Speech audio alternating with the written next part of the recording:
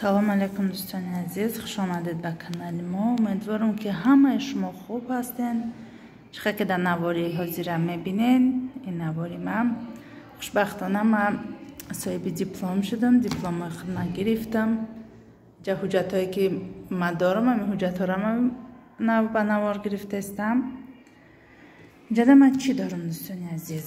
ҷада якта диплом дорам. ин дипломи ман аз хеле ки мебинен, дипломи ман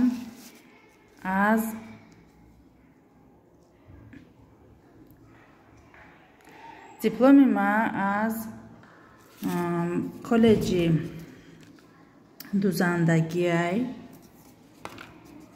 дипломи ман аз коллеҷи дузандагӣ дар тарафи мардон ҳаст. аз ана ҳамҷай ин дипломи ман.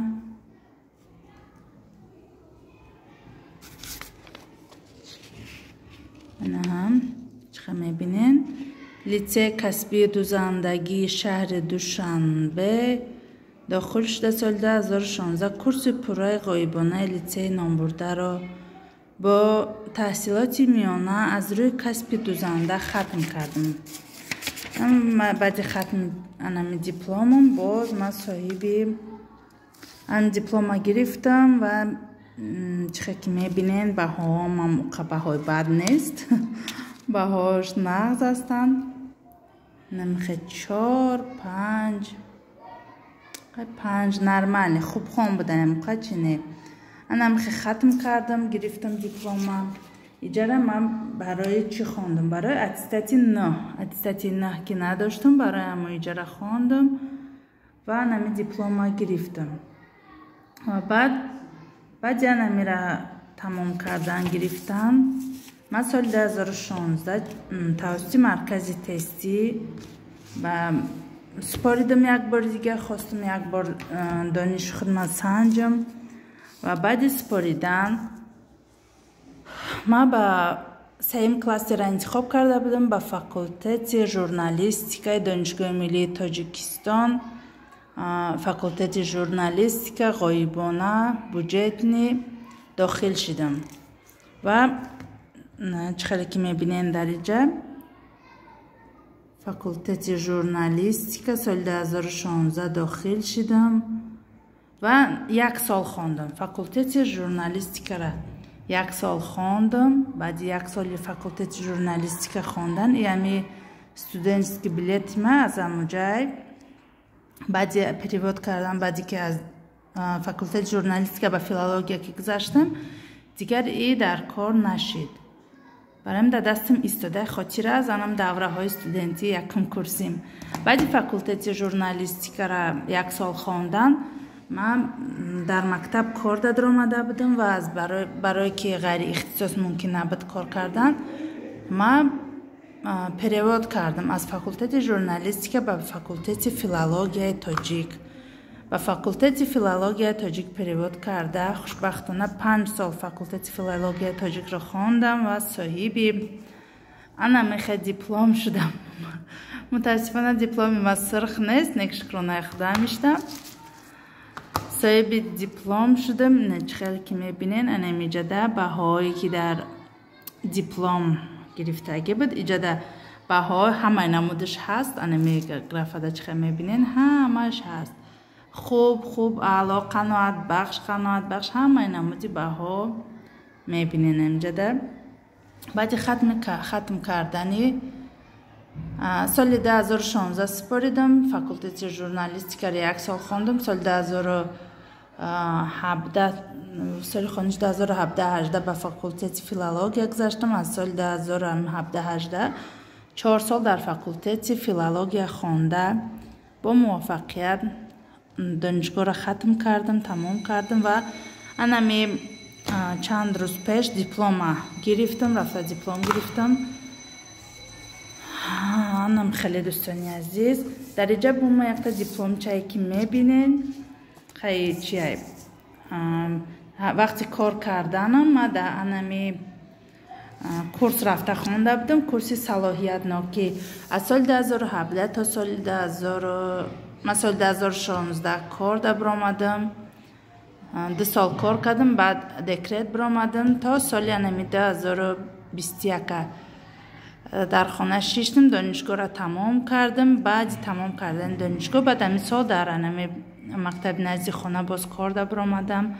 با اختصاص زبان دولتی درس میدم اینجا ده. و چی گفتنیم؟ در اینجا با ما یک تا دیپلم دیگه هم دارم دوستان عزیز. این دیپلم ها چه خیلی که میبینین دیپلم عجیب. این دیپلم در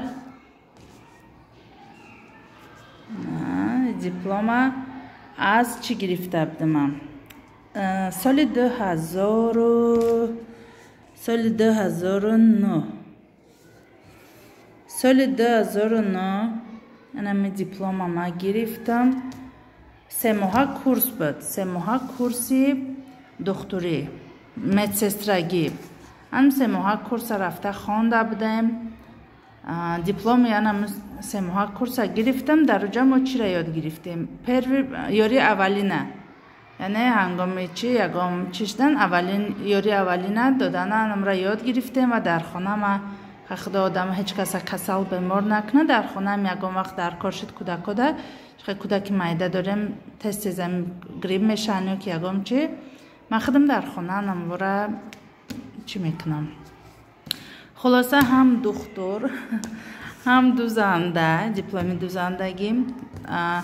این دیپلم قطعی در خانه اوکال میکنم. کپلنیتسه هم خیلی یگام وقت میمونم نکی با چیز دکترا رسپت دکترا قطعی یگام وقت کپلنیتسه میمونم و اوکال میکنم. این دیپلم دوزندگی. من دوزندگی را خودم از صنف نهم اصلا دوزندگی میکردم. وشفکه میزدم. وقتا وشفکه بسیار مدت بود. سال 2009 سال 2010 انم خیلی سالاده بعد وشفکه مدت بود. انم وشفکه میزدم. ولی رسماش هست صورتایی که هم وشفکه داشتم قالبا و چیزام هسته. انم وشفکه میزدم. بعد دوزندگی را میکردم تا حاضره کشتای خدمانه ای خشتامان ما ای خدمه ای دختر من کلینت هم قبول نکنم که ای خدمانه کشتامانه خدمه دوزم. با نصیب کرده باشد انا دیپلم نو گرفتم. نصیب باشد در آینده ها با این دیپلم استفاده بردنیم. دیپلم معلمه گیره. یک تا دیپلمی چی نمیرسد نه در کولینرنی پختپزی نمیرسد. روشم یک بلا کرده خونده گرفتن در کار. انم خیلی دوستانی عزیز من 5 سال خواندگیم خوشبختانه با موفقیت 5 سال خوانده تمام کردم. معلومات عالی گرفتم و نمی حجت ها را خواستم که نمی خوش خبر را در شما رسانم. و که وقتی که دانشگاه می رفتم کم کم نوار گرفتن نشان می دادم و خواستم من نمی موفقیت خدمت که نمی دیپلم چه سپاریدم چیکار کردم چه در کجا سپاریده بودم به شما می رسانم. برایم چه که میگن در عرفیت خواندن هیچ وقت دیر نمیشه. شما هم کوشش کنین. این خواندن هیچ وقت دیر نمیشه. من بعد صاحب 2 فرزند بودم. فرزند بچم قریب صنف 1 بود. دخترم 5 ساله بود. من دانشگاه داخل شدم. انا میخوام شما میتونین هیچ وقت فرزندای چی پیش راه گرفتن نمیتونن. خونن در زندگی یک راهی خطونه یک چیز خطونه میوبین. نمیخوام چه خیلی از میبینین از این مدرسیم ششتگیم نه دوره های مکتبی در سیم ششتگی نوار گرفته است. من همه چیزا ما آورده بودم در اینجا کم با نوار میگیرم. گفتم به شما نشان میتم و شما هم کوشش کنین. انا میخوام صاحبی انم خیلی دیپلم ها صاحبی چه آرزویی که دارین کوشش کنین انشالله که به آرزوهای خیش میرسین. من بسیار آرزوم خواندن بود و نخواندم. در اول نخواندم بعد اویله دار شدن. بعد مرکز تستی برای من یک چی چی میگن یک سبب شده. من همه مرکز تستی داخل شدم. من خواستم یک بار بسنجم خدمت کو در دوره های مکتب خانی من نقض میخوندم ولی اتستات صنف نهم نیست. اتستات صنف نهم در همه کالج دوزندگی سپرده بودیم. من دیپلم گرفتم ولی اتستات نگرفتم. هر روزی که باید ما برم اونم دیپلم اتستات بگیرم هیچ نه که وقت شوم. خلاصه من مرکز تستی دست سپاریدم. اول یک تاشه دگوار گرفتم بود، دلم نموند رفته و دگوار گرفتم. همش بودجت گرفتم، گفتم اگر در نصیبم باشد من بودجت میخونم، اگر نه دگوار نمیخونم. و رفته سپاریدم که خیلی خوشبختانه یکم چی آمد ماده، یکم بار آمد که شما به تقسیمات راه یافتید ولی این معنای آن را ندارد که شما دانشجو شدید. خیلی به هر حال خرسند، به حد خرسند شده بودم. باز جدت کردم ماهی چندم اوگوسته، 3 اوگوست بود به فکر من. خیلی بعدی 3 اوگوست باز مدت چی آمد، باز آمده اکسپشنی آمده که شما به فلان فلان فاکولته رقم قطعا نمخه داخل شدین. من وقتی که نمخه ورقا بود دست من، وقتی هم ورق را که دیدم که چی فاکولته باشه میبینم یکم اختصاص انتخاب کردگی من انمی ژورنالیستیکا بوده.